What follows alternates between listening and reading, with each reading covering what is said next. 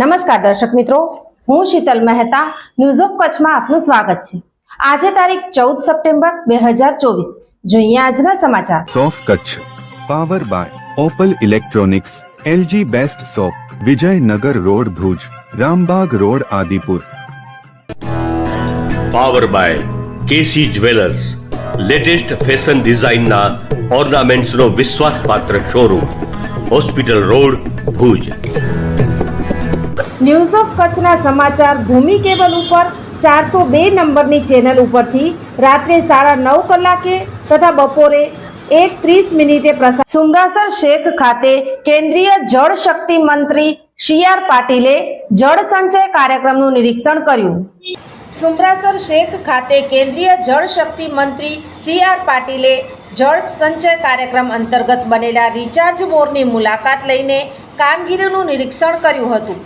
આ પ્રસંગે સાંસદ વિનોદભાઈ ચાવડાએ તેમની સંસ્થા સમાજ નવનિર્માણ ટ્રસ્ટ દ્વારા જનભાગીદારીથી જિલ્લાભરમાં બનાવાતા જળ રિચાર્જ બોરની કામગીરી અંગે વિગતવાર માહિતી આપી હતી।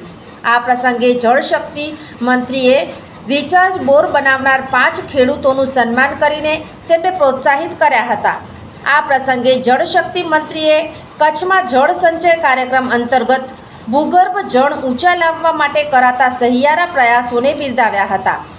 આ કાર્યક્રમમાં ધારાસભ્ય કેશુભાઈ પટેલ, જિલ્લા પંચાયત પ્રમુખ જનકસિંહ જાડેજા, આગેવાનો દેવજીભાઈ વરચંદ, ધવલભાઈ આચાર્ય, દામજીભાઈ ચાડ, વિરમભાઈ ચાડ, રણછોડભાઈ આહિર, આદમભાઈ શેખ, ભાણાભાઈ મહેશ્વરી, હરેશભાઈ રાઠોડ તથા મોટી સંખ્યામાં ગ્રામજનો ઉપસ્થિત રહ્યા હતા। મેલેરિયાનું કારણ જમા થયેલા પાણીમાં પેદા થવાવાળા એનોફિલિસ મચ્છર।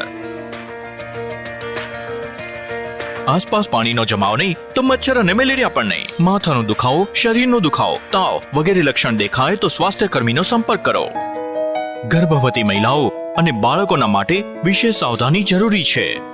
ઇલાજમાં વિલંબના કારણે મેલેરિયા જીવલેણ પણ બની શકે છે। સરકારી હોસ્પિટલોમાં મેલેરિયાની તપાસ અને ઇલાજ મફત છે। દર્શક મિત્રો, આ હતા આજના સમાચાર। આવતીકાલે ફરી મળીશું, ત્યાં સુધી મને રજા આપશો। નમસ્કાર।